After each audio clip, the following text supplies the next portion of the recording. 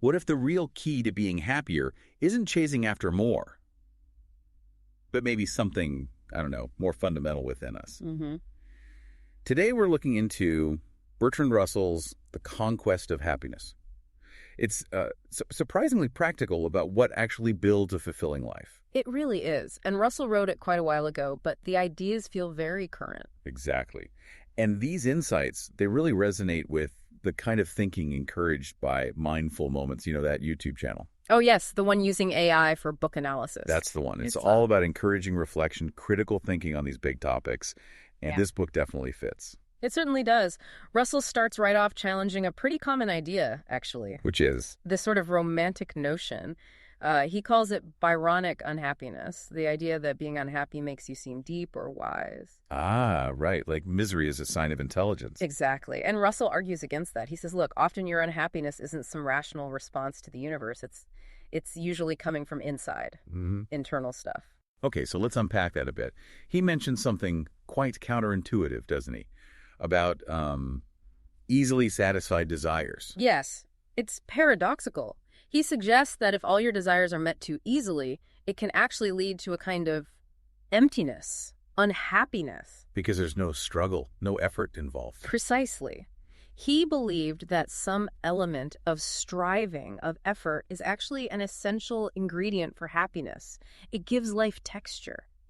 That makes sense. Then he gets into self-absorption, right? Yeah. How focusing too much on yourself can backfire. Oh, absolutely. He lists several kinds, things like keeping a diary obsessively or constant psychoanalysis, even certain kinds of religious devotion if they become too inward-looking. So it's not that self-reflection is bad, but when it becomes your only focus, it breeds boredom, ennui, because you're not engaging with the world, with other people, with external interests. He even mentions monastic life, saying it only brings happiness if the routine helps the person get beyond themselves. Which is fascinating, yeah.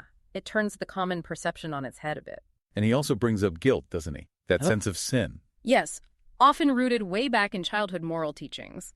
He points out how this can linger even if you consciously reject those old beliefs as an adult. And it can kind of sabotage your enjoyment of things. Exactly. You might indulge in something you were taught was wrong, but there's this underlying conflict, this inability to fully experience the pleasure because of that ingrained guilt. It creates inner turmoil. Then there's narcissism. Right. Defined by, excessive self-admiration and this constant need for validation, for praise from others. And the problem there for happiness is that it blocks genuine interest in anyone else. The focus is always inward. So even if the person gets loads of attention, they can't really form satisfying connections. Love, friendship, they don't provide real fulfillment. Because it's all about them. It's all about them. And he connects this to the desire for power, too. Okay, how so? Well, he differentiates healthy ambition, wanting to achieve things in your work or life from this problematic, often unrealistic drive to dominate. Megalomania, he calls it sometimes. And where does that come from? He suggests it often stems from deep-seated feelings of humiliation or inadequacy in the past. It's like a warped compensation mechanism. That's quite insightful and very relevant, I think, is his point about seeking distraction. Yes. Modern pleasures, as he puts it, he saw a lot of activities like maybe excessive drinking or thrill-seeking, not as genuine sources of joy, but as ways to find oblivion. An escape. A kind of temporary suicide, he calls it. A way to numb the feeling of being thwarted or frustrated rather than actually building happiness. Okay, so that covers a lot of the roots of unhappiness. Yeah. Let's shift to the positive side. What does Russell say leads to happiness? Well, the core idea really is turning outward. External interests, genuine affection for others, these are absolutely crucial. They're the direct antidote to that self-absorption we talked about. Even though those external things carry risks, like loss or disappointment. Yes, he acknowledges that. Connecting with the world means you're vulnerable to pain, losing someone you love, seeing suffering. But he argues that kind of pain doesn't corrode your quality of life in the same fundamental way that self-disgust or chronic boredom does. That's a powerful point. And he talks about work, too, which might surprise some people. Definitely. Not just as a paycheck, but potentially as a major source of happiness, particularly work that involves skill and is constructive. Constructive how? Building something, creating something, using your abilities in a meaningful way. He suggests there's a deep satisfaction in exercising skill and seeing a project through. It provides continuity, purpose. Beyond just the money. Far beyond the money. And then there are impersonal interests. Like hobbies? Hobbies, intellectual pursuits, passions that aren't tied directly to your personal life or ego. Things like astronomy, history, collecting. Anything that genuinely engages your mind outside your immediate concerns. Why are those important? They offer relaxation, perspective, a sense of proportion. And they can be a real solace during tough times, a refuge, you could say. Something to lose yourself in a good way. Exactly. And this links back to effort, doesn't it? Russell is very clear. For most people, happiness isn't just a gift from the gods. It's an achievement. You have to work for it. Sometimes even accept things you can't change. Yes, effort and sometimes necessary resignation. It's an active conquest, as the title suggests.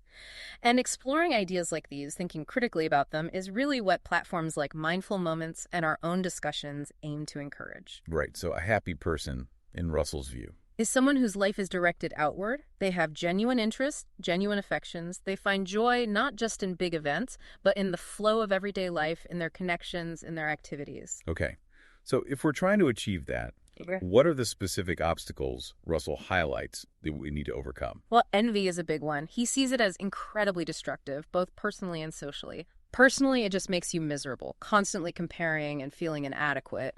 Socially, he links it to unhealthy forms of competition and even certain kinds of demands for justice that are really about tearing others down, not lifting everyone up. Rather than admiring what others have or achieve. Exactly. Admiration is the healthy counterpart. Envy poisons connection. Makes sense. What else? Persecution mania, that feeling that everyone is against you, talking about you, plotting your downfall. Which usually isn't true. Almost certainly isn't true. Russell thinks it comes from an inflated sense of self-importance mixed with misinterpreting neutral actions as hostile. Does he offer any advice on avoiding that? He does. 4 excellent maxims, basically. Remember, your own motives aren't always saintly.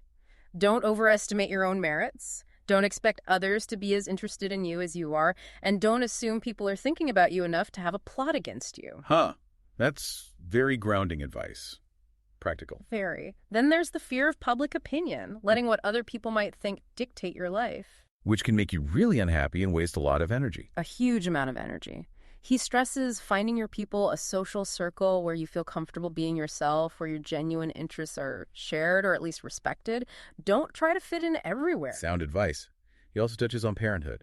Yes, acknowledging the complexities, especially in the modern world, shifting dynamics, the pressures on parents. But he also sees the potential for profound joy there. If it's rooted in genuine affection and, crucially, respect for the child's individuality.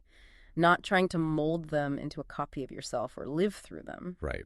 And finally, fatigue. Yes, both physical fatigue and, maybe more importantly, nervous fatigue. Worry. He sees worry as a major drain, often disproportionate to the actual problem. And the solution is? Mental discipline.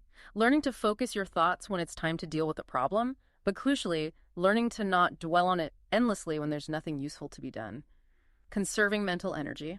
So bringing it all together, the core message seems to be about shifting focus. I think that's a great way to put it. Shifting focus from obsessive self-concern outwards towards people, towards activities, towards the world. Happiness, for Russell, is largely found out there. It's an active engagement, not a passive state you just hope to fall into. Absolutely. It's a conquest. It requires effort, awareness, and overcoming these internal obstacles like envy, fear, and self-absorption. So as you're listening, maybe reflect on that. Where is your energy focused? Is it mostly inward, perhaps caught in worry or comparison? Or is it flowing outward into connections and interests?